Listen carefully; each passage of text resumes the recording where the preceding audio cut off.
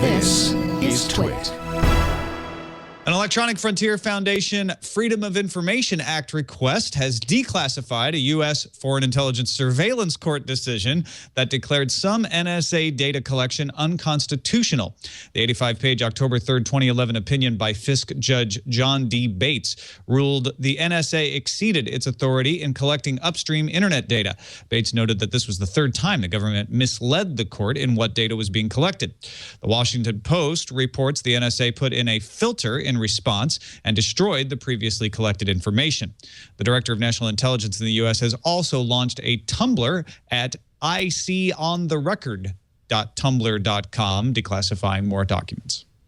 It was the best of times. It was the worst of times. Several of Apple's iCloud services went offline last night and affected almost 3 million users across iMessage, PhotoStream, Documents in the Cloud, Backup, and iPhoto journals, although Apple pointed out on its status page that outage accounted to less than 1% of users overall. The crowdfunding period for the Ubuntu Edge is now over, and it missed by this much. That is, if this much means over $19 million. The project to build a superphone that dual-booted Android and Ubuntu Mobile raised $12.8 million. They were trying to raise $32 million. In an update, Canonical says that backers will receive their refunds within 5 working days. Yahoo's #1 again for the first time since May 2011. According to ComScore, Yahoo had 196.6 million unique users in July, ahead of Google's 192.3 million.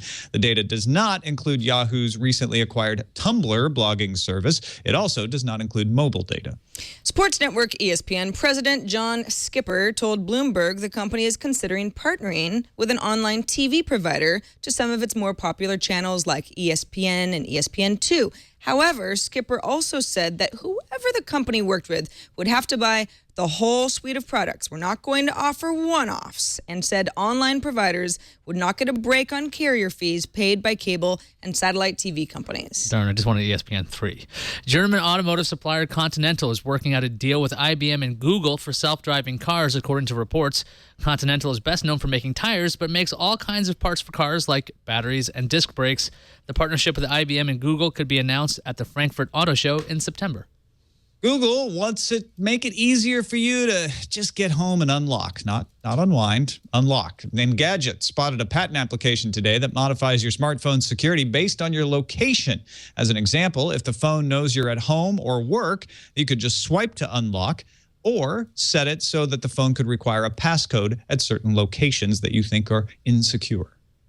IDC has released its mobile phone tracker report for the second quarter of this year, and Windows Phone came in as the second place operating system in the Latin American region. It ranked second in Mexico for the second consecutive quarter, and in the most recent quarter was also ranked second in both Colombia and Peru.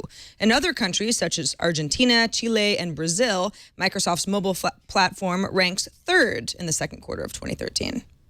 Weekly ASCII in Japan has a picture of 3 purported new iPhones, one of which sports the much-rumored gold or champagne color. Oddly, the gold iPhone in the shot doesn't have a full back. Does it mean the gold iPhone will be delayed? Is it a new, more open-air design? Is the picture entirely faked? How will we ever know? Especially now that the NASDAQ had to shut down because it had a processor failure. There's a new Kickstarter for a smartwatch. No, wait, don't leave. This is a new one called the OMate True Smart, and it's a smartwatch that has a slot for a micro SIM, so you can connect it to a cell network without the need of a phone. The device has a camera, GPS, and is built on Android 4.2, so you can use lots of apps. The campaign has another 28 days to go, but has already surpassed its $100,000 goal by raising over $170,000. Early bird backers are promised a watch in November of this year for a pledge of $179.